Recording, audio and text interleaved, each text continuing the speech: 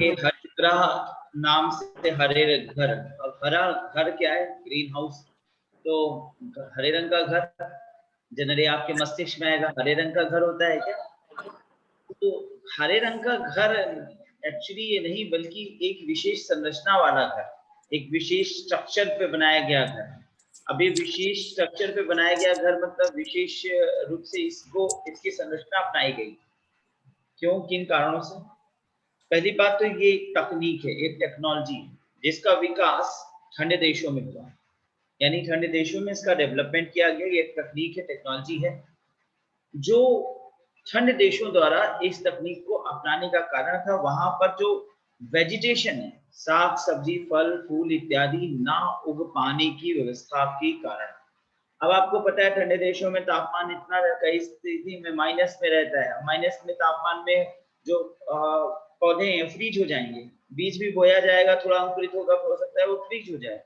भूमि के अंदर अगर बर्फ जमा हुआ है तो वो बीज अंकुरित ही नहीं हो पाए, परिणाम स्वरूप संभव ही नहीं है कि उसको किसी तरह से ग्रो किया जा सके।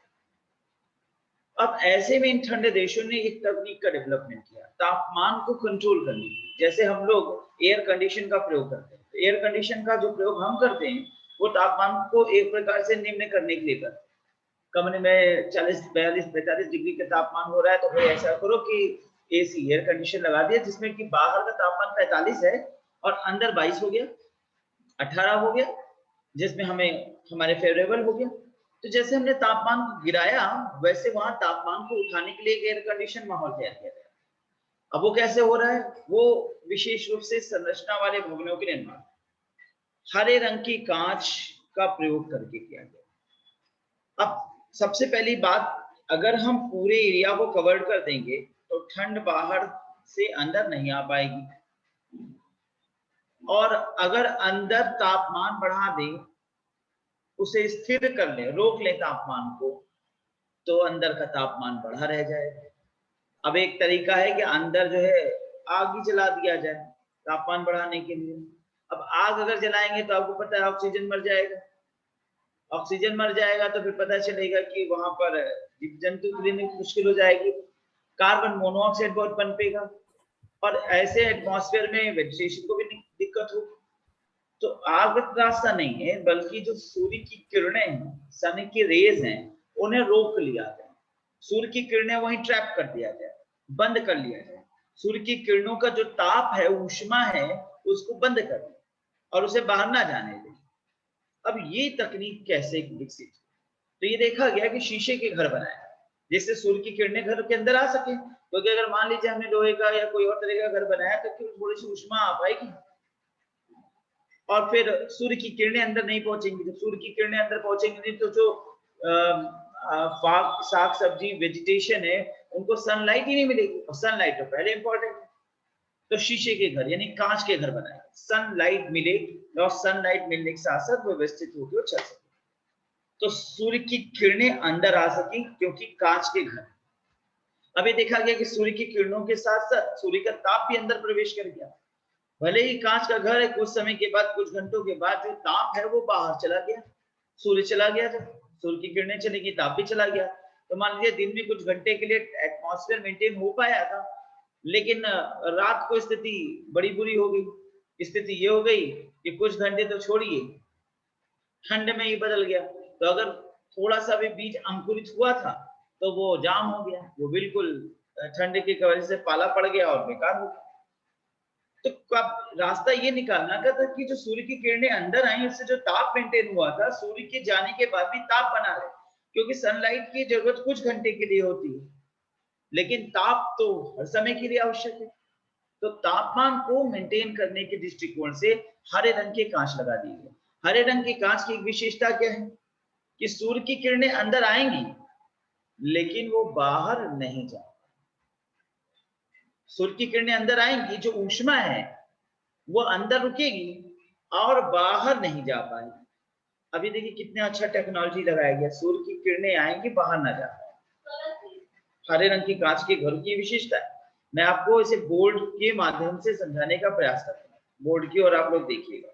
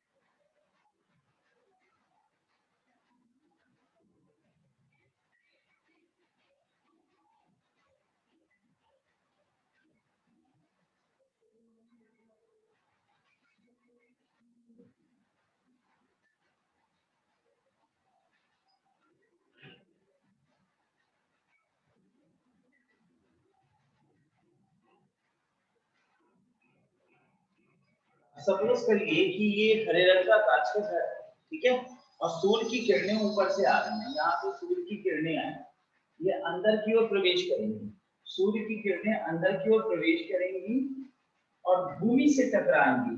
अब वो भूमि जो है वो बैड कंडक्टर ऑफ हीट होता है, ठीक है, तो ये क्या होगा कि ये वापस ऊपर की ओर फेंकेगा। हरे रंग के कांच अगर ना होते तो ये बाहर की ओर निकल जाए, लेकिन हरे रंग के कांच होने की वजह से ये यहाँ से टकराकर फिर वापस नीचे गिर जाएगा। ये हरे रंग के कांच की विशेषता है। और उसके बाद ऊष्मा एक बार तो फिर बीम ऑफ जो लाइट है वो डबल हो गई, यानी ऊष्मा डबल पैदा हो गई ना। ये एनर्जी बाहर रिलीज होने के लिए फिर टकराएगी, जैसे कांच के घर है से टकराएगा और फिर बाहर जाएगी और नीचे से रेडिएशन होगा, क्योंकि वो मिट्टी है, वो बैक कंडक्टर ऑफ हीट है, वो बाहर जाने ही नहीं देगी ना। यहाँ से फिर टकराया और फिर यूं लड़ा, फिर भूमि से टकराया, फिर यहाँ पर। अब एक amount of beam of light amount यहाँ पर एनर्जी का डेवलपमेंट है, तो इस प्रकार से ढेर सारी ऊष्मा यहाँ पर विद्यमान है, कलेक्टेड है।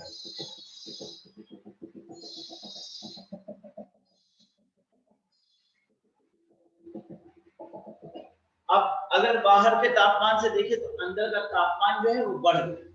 यहाँ पर मान लीजिए रात हो गई और तापमान जो है -20 पहुंच गया, लेकिन अंदर का तापमान जो है वो बना हुआ है 4 से 5 डिग्री के दृष्टिकोण से रात को।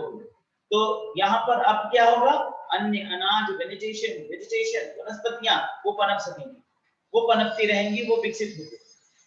तो ये पॉइंट से देखा जाए तो इस क्षेत्र में फल फूल साग सब्जी पेड़ पौधे उगाए जा सकते और फिर इसका उपयोग किया जा सकता। अब इस तकनीक की मदद से ठंड देश जो कि कभी कुछ ऐसी सब्जियां जो कि हमारे लिए तो बहुत कॉमन है लेकिन उनके लिए सपना है, जैसे अगर इस ग्रीन टेक्नोलॉजी के पहले चले जाए, ग्रीन हाउस टेक्नोलॉजी से पहले चले जाए, यानी 100 साल 150 साल पहले निकल जाए, ऐसे समय में जब इसका कोई ज्ञान नहीं था, तो आलू जैसी चीज यूरोपियन कंट्रीज के लिए केवल कहानी हो, या आलू जो है वो एक भारत जैसे देश में उगता है, कोई फल होता है, कोई खाने की सब्जी होती है, उनको नहीं पता है आलू क्या होता है। और अगर आज आपके थाली से आलू उठा दे तो चटना गायब हो जाएगा, चाट चपाटा सब आलू के, सब कुछ आलू बेस्ड, पोटैटो बेस्ड, सोचिए जैसा। अब बादाम हमारे यहाँ महंगा लेकिन अफगानिस्तान में सस्ता, कुछ नहीं बादाम का, क्योंकि वहां पे इफराद बादाम इत्यादि हमारे एटमॉस्फेयर में उतने नहीं पनप पाते जितने उनके एटमॉस्फेयर से निकलते हैं। बादाम हमारे यहाँ 700 रुपए किलो चल रहा है, 700-800 रुपए किलो, वहां पे 70 रुपए किलो। इसके कई रीजन है, एक तो वहां पे उसका एटमॉस्फेयर है तो इफरात है, और दूसरा रीजन क्या है, ट्रांसपोर्टेशन कॉस्ट पड़ता है। मान लीजिए कि वो 70 रुपए में उनका उत्पादन पड़ रहा है बचत ले करके, और उस बचत के बाद अगर वो भारत को सेल कर रहे हैं तो वहां से यहाँ का ट्रांसपोर्टेशन भी खर्चा है, ट्रक से लोड होगा, फिर वो पहाड़ों के ऊपर होते हुए कई दिन तक, और फिर ट्रांसपोर्टेशन में हर तरीके की टैक्सेस लगेंगे, उन सारे टैक्सेस को चुकाते चुकाते बादाम यहाँ लगा देते 600 रुपए पहुंच जाएगा, फिर यहाँ से जो डीलर्स हैं वो उसमें प्रॉफिट लेते लेते आप तक 700 रुपए 750 रुपए में आप पाओगे। तो इस पॉइंट से देखें तो ये सारी समस्या कुछ ऐसी साग सब्जियों को लेकर के ठंडे देशों की, अगर नॉर्वे स्वीडन जैसे ठंडे देशों में, ब्रिटेन जैसे ठंडे देशों में चले जाए तो वहां पे साग सब्जी फल फूल कहां से होगी।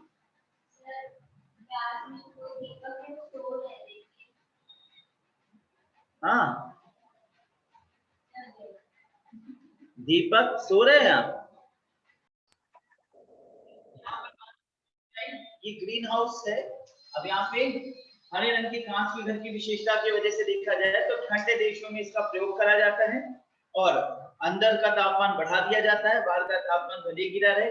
अब मान लीजिए कि 24 घंटे में फिर 1 घंटे के लिए धूप आई, ऐसे क्षेत्रों में क्या होता है, मान लीजिए 1 घंटे के लिए धूप आ रहा है, ठंडे देशों में चले जाए तो वहां 2 ही घंटा 3 घंटे के लिए सनलाइट आ रही है, तो 2 घंटे 2.5 घंटे की सनलाइट में वेजिटेशन नहीं फल सकता है, इसलिए 2 घंटे की धूप से भी 2 घंटे की एनर्जी से भी यहाँ पर बड़ी मात्रा में तापमान पैदा हो जाएगा, अंदर तापमान उठ जाएगा, परिणाम स्वरूप आप देखेंगे तो पत्ता गोभी, पालक, साग सब्जी, मूली, आलू, टमाटर जैसे फल सब उगने लगेंगे। तो ये सारी विशेषताएं हो सकता है। अब भारत से या इन देशों से अगर टमाटर चढ़ के जाएगा तो पता चलेगा कि वो पहली बात तो इतना ट्रांसपोर्टेशन में वो खराब हो सकता है, और मान लीजिए बचा रहा, सुरक्षित रहा, तो आने जाने का एरोप्लेन का टिकट का कॉस्ट दिख जाएगा आपका। अब आप एक टमाटर खरीदेंगे 7,000 रुपए का, तो बहुत बड़ा पड़ जाएगा। यहाँ पर टमाटर सस्ते में आप 10 रुपया किलो, 20 रुपए किलो भी ले ले रहे हैं, और वहां पे पता चल रहा है कि एक टमाटर 200 रुपए 300 रुपए का पड़ेगा। आलू ले रहे हैं तो एक आलू खरीदेंगे 200 रुपए का पड़ेगा, तो बड़ा महंगा पड़ेगा। वेजिटेशन के इस ग्रीन हाउस की वजह से वेजिटेशन बहुत सफल हो सकता है। ठीक है, तो इस कारण से ग्रीन हाउस का निर्माण किया गया। अब मैं आपको सीधा नोट्स पे कनेक्ट कर रहा हूं।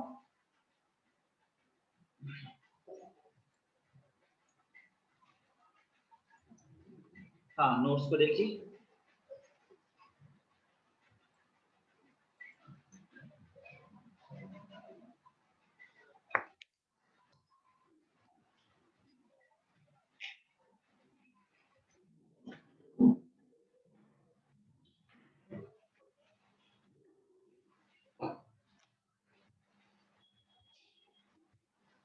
ग्रीन हाउस क्या है? हरित गृह को ग्लास हाउस के नाम से भी जानते हैं। तो पहली बात, इसे और किस अन्य नाम से जानते हैं? ग्लास हाउसेस भी कहा जाता है। या वह बिल्डिंग व कॉम्प्लेक्स होते हैं जहां पौधों को उगाया जाता है। तो ये क्या है? बिल्डिंग है, कॉम्प्लेक्स है जहां पौधे उगाए जाते हैं। लो तुम लोग नोट्स ले लो।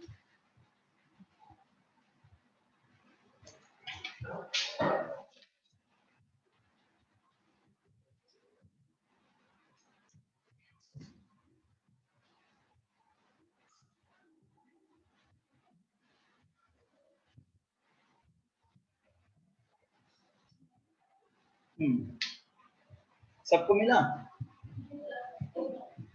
एकदम?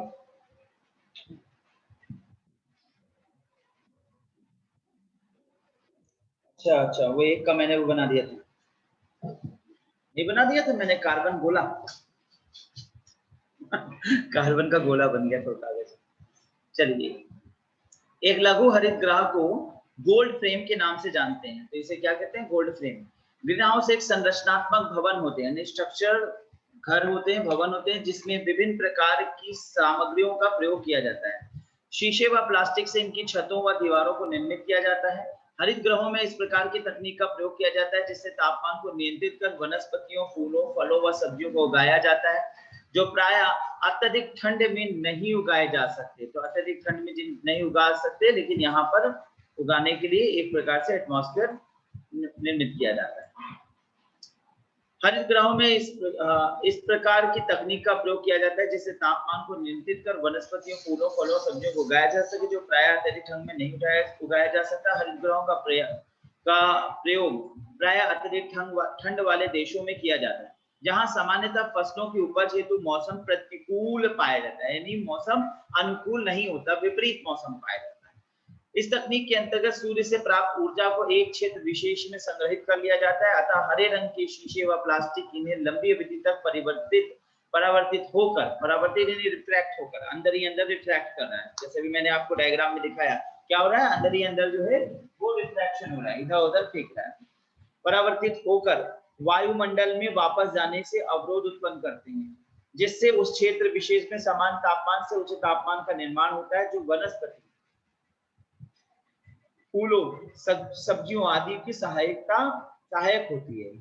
अब यहाँ पर वर्ल्ड का सबसे बड़ा हरित गृह आप देख सकते हैं कि कितने बड़े पैमाने पर इसे एक बहुत बड़े एरिया में लगाया गया है, इतना बड़ा भवन बनाया गया।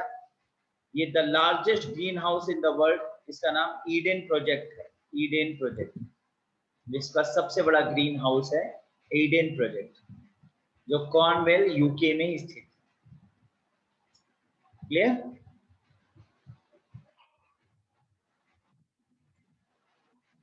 तब समझ में आया कि हरित गृह क्या होता है?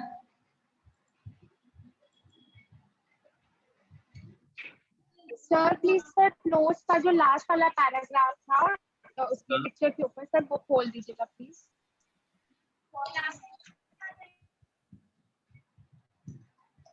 अच्छा, लास्ट का पैराग्राफ, दैट इज इस तकनीक के अंदर सूर्य से प्राप्त ऊर्जा को एक क्षेत्र विशेष में संग्रहित कर लिया जाता है। ये वाला पैराग्राफ, ये हाँ,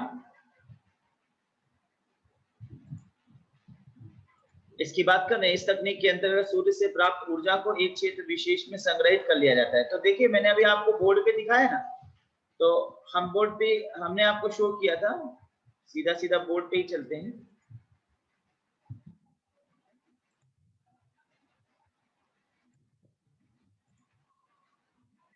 आपको बोर्ड दिख रहा है बड़े से?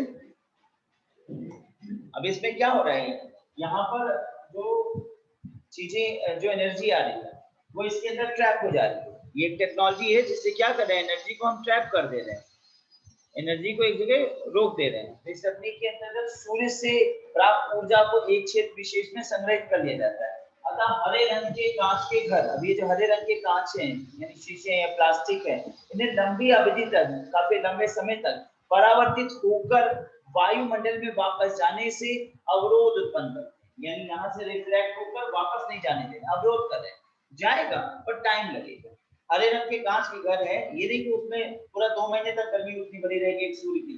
ये है कि हाँ, एक सूर्य की किरण पहुंची तो उससे एनर्जी काफी देर रुक लेगी। तो भाई हमारा टाइम है 24 घंटे के अंदर फिर सनलाइट आ जाएगा। हमें पता है कि सूर्य जो है वो प्रतिदिन दिखाई देगा, तो 24 घंटे बाद फिर 1 घंटा, 1.5 घंटा, 2 घंटे एनर्जी आ जाएगी और वो फिर ट्रैप कर ली जाएगी। हमारा मकसद सॉल्व हो जाएगा कि इस क्षेत्र में जो एटमॉस्फेयर है वो उठ जाए, बढ़ जाएगा। ये मकसद सॉल्व करने के लिए इसको बनाया गया, ठीक है ना? Clear? Alright,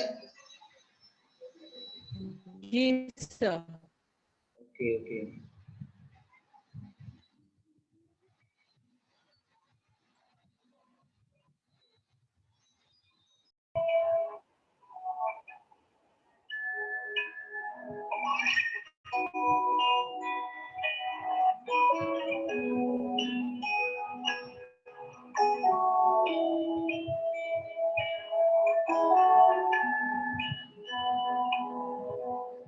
As per your request, I have decided to take you to my greenhouse today.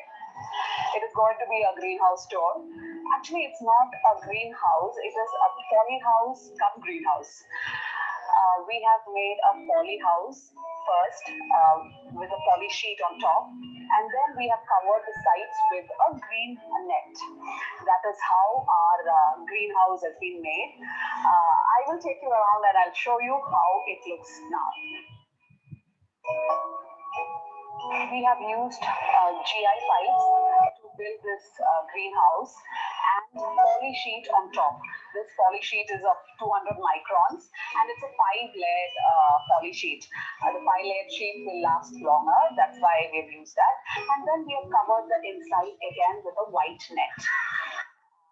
This is the top, the roofing and the post of the poly house, and I have left 2 sides open. Normally the poly houses are all covered with all 4 sides, but here I have left these 2 sides open so that there is air circulation inside. I wanted a little bit of air circulation inside. I didn't want it to be completely closed. So we have left these 2 sides open. So it's partially open and partially closed because it has to suit all our plants. We have orchids, we have foliages. All these plants have to, their needs have to be catered. So that is why we have used this kind of method. One more thing, split. One portion I have put it in a wooden log. I've hung it here.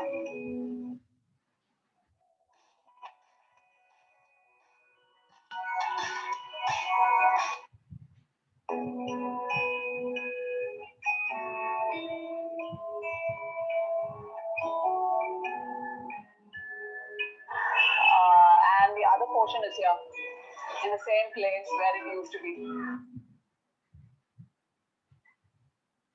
And the color of the orchid is also resembles blush, so I think that is why the name blush.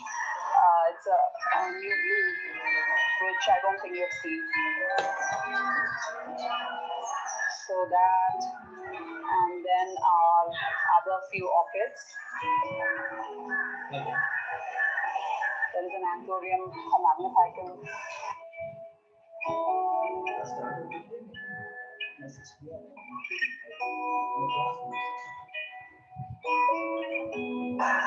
Yes, this vanda again, which you have not seen. This is a yellow vanda that is bloomed. It's again a huge flower. It's bloomed somewhere around 15 to 20 days back. The flowers are old but still all intact. The Hoya, the lighter one is here. The lighter flower. That's a light pink. This is a different shade. तो एक हरे green भरे house plant से भरा घर का garden घर की खूबसूरती बढ़ाने के साथ ही आपको हेल्दी एटमॉस्फेयर।